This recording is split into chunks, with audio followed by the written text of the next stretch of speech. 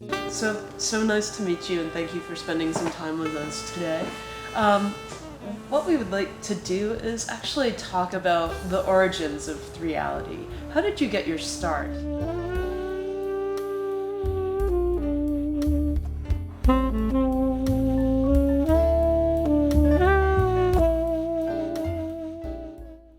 Mid-90s, the FCC mandated digital television.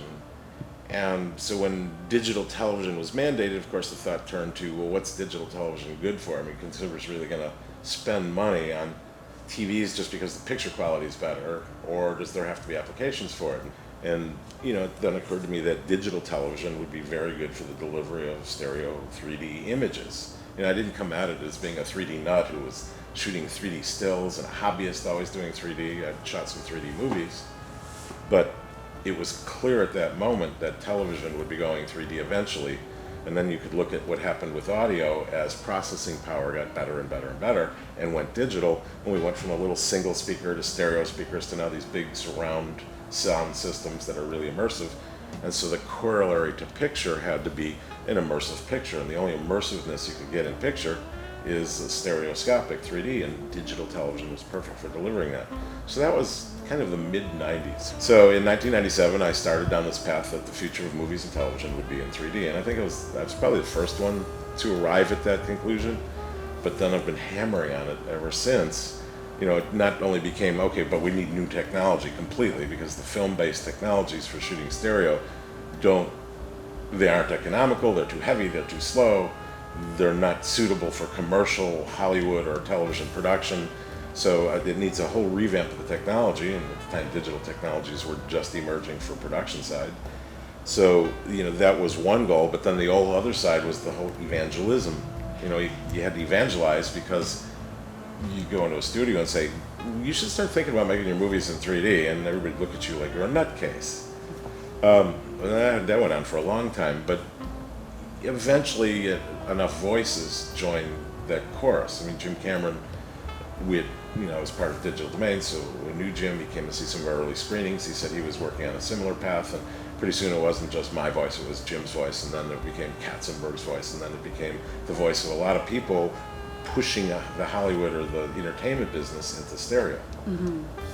So it was easy once you were able to get the people behind you to really get people on board with that. I wouldn't say it was easy. Okay.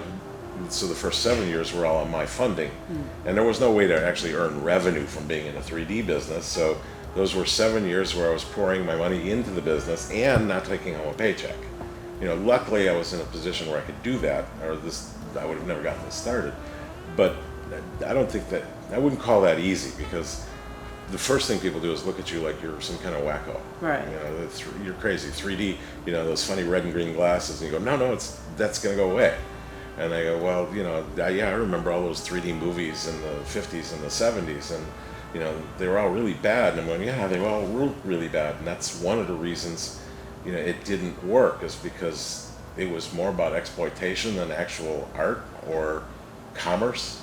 Right. Television is commerce, but stereo television is commerce as well. And the early days of all that were just, everybody just wanted to exploit it for a few dollars, which of course is happening now too. Right.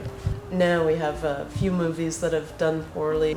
You have that whole discussion of, well, now we're seeing that 3D's, when it's bad, it's really bad, and people are basically... Yeah, when 2D movies are bad, they're just bad movies. Right. When 3D movies are bad, they hurt. Right. So, you get to a level of physical pain.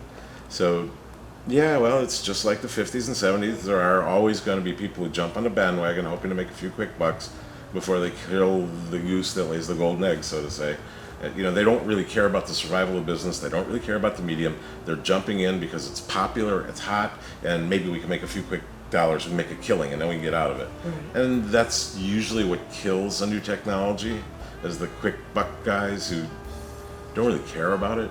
They just step in and see what they can earn, and if they blow up the business, it's okay with them. They've done their project. This won't be killed by that this time, because there's way too much momentum.